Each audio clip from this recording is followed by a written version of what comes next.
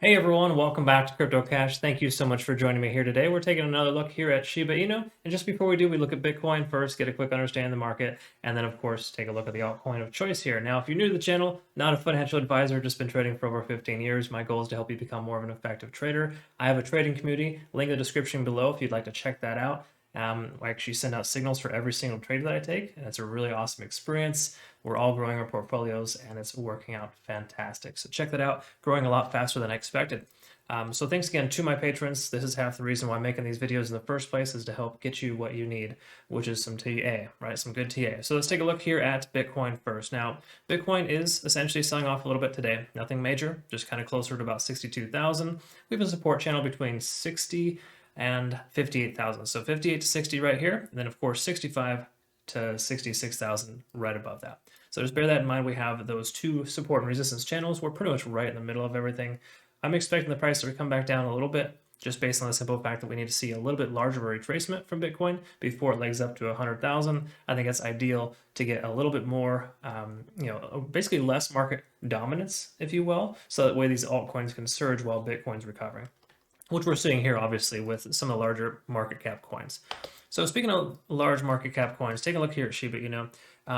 Really quick to note here, of course, it did break to the upside here. So the last pattern I drew, it does look like it honored that ascending wedge pattern. That does happen about 70% of the time. So we got that nice large breakout. It's up by what? I think somewhere in the range of 70 some odd percent. So yeah, 76% approximately from bottom to top in no less than 4 trading days. Keep in mind that's a lot of movement. We saw that similar movement here as well previously, and then it went sideways for some time. So I'd expect the price to maybe go sideways, either just below or just above support. I don't think we're going to see a massive break past the all-time high right away, but I think soon, once it breaks the all-time high, then we're going to see it take off, right? So keep that in mind. It's better to invest in coins that are breaking their all-time high than those that are like 20% away from its all-time high, right? If it's like there's a dramatic difference in the lowest point to the highest point, those are less likely to recover than the ones that are actually meeting all-time highs.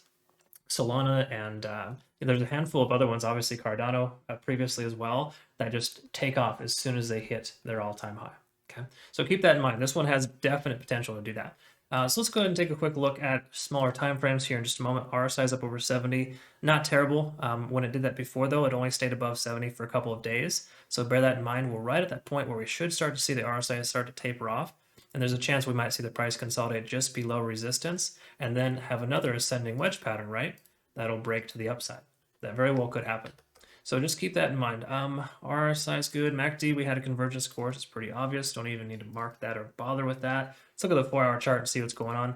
Did we get anything here? Doesn't look like much. Obviously, we got convergence on the 23rd. That's when price first jumped up through the actual resistance level there. And RSI, of course, is up over 70, but that's pretty standard. It should calm down just below 70. I'd like to see the RSI be under 70 here for a little bit before it takes its next leg up, just so we can have a state of consolidation. Let's quickly understand here as well, on TD sequential, we're at about an 8. So we have hypothetically 1 more hour worth of continuation to the upside before we see either consolidation or retracement. Okay. Now, there's no guarantees it's going to retrace, but there's no guarantees it's going to increase much further. I think it's very likely to see the price kind of stay below resistance for some time, possibly even retrace too, depending on how things work out. Now, let's take a look at the retracement lines to kind of see what potential we have here in the near future for the price and where it's going to possibly settle. So we see a support level here right about 0.618. That's roughly 42.50. So 42.50 is a support channel there. Let's go ahead and draw this other one here as well. Just be on the safe side with what? 45.25. All right. And then we'll just do one last one here at about 382, which is 38.82. Okay. So now that we got those drawn up there, we got 3 different support lines here. The strong likelihood, usually it comes down around a half, in other words, 0.5. So I'd say that right about 42.25 is a pretty strong likelihood where the price might kind of hang out and relax. But generally speaking, what we should see in the near future here, based on this ascending pattern, is some type of breakout to the upside. But we need about, I would say, 12 to 24 more hours of consolidation before it legs up again. And the reason why is because we want it to be healthy. It needs to have that cooling off period, which is what it did previously here. That's the reason why we saw this large increase right here. It's because it had a chance to kind of calm down and relax and go sideways before it broke out. Okay, because that previous increase, mind you, was upwards of almost 300%. It came down approximately, I would say, somewhere in the range of about almost 50%, and then it recovered upside and kept resisting at that resistance level, right? Kept on getting rejected. And then the 50-day simple moving average kind of helped push the price up here as well, holding as a support. And we could see that happen again. So I'm guessing that this breakout here probably won't happen this quickly. It could be very well another, couple of days, maybe even a week or so before we see another break to the upside where the price kind of, does something like this and then eventually breaks out. That's a very strong likelihood. Keep in mind too, the 50-day simple moving average kind of moving up and averaging out. That could also work to push up the price action like it did before, but we need that continuation of that cooling off period, as I've mentioned, to get it to the next level, right? Because if it goes up too high too quick, it'll reject and come back down. And bear in mind, this resistance level right here is the all-time high. That's a very, very strong resistance level, and it takes a little bit to break through that.